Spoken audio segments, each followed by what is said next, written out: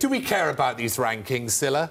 I mean, I think the rankings sort of reflect international consensus after the crisis about how risky banks are and the sort of relative risk of each individual bank.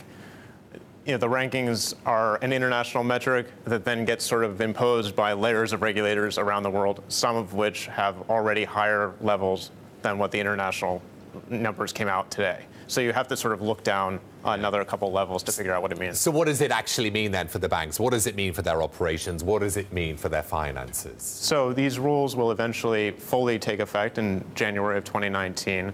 And what I think we've seen is banks, as they prepare for this eventual date, they sort of change their business a little bit. They, reduce assets. They, get rid of certain operations around the world, and they're sort of managing their capital accordingly.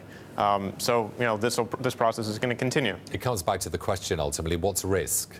How does the FSB determine risk, and do other bodies look at risk in a different way? So the FSB is made up of regulators from around the world, and they look at things like a bank's size, its interconnectedness with the financial system, its sort of cross-border international reach, and they go through many different types of indicators. They crunch a lot of data, and they come up with this kind of a ranking. Yeah, is there controversy? I mean, is there disagreement regarding these, these risky regulations?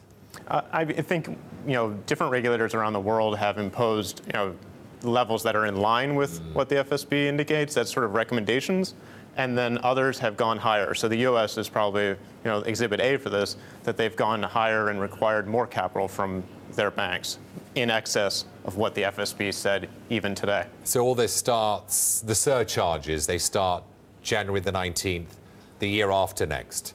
It's not Correct. Like MiFID. In full, they It's not fully like take MiFID, which starts in January. It's the year after. Exactly. So we'll be chatting about that all next year. We have another shot at this.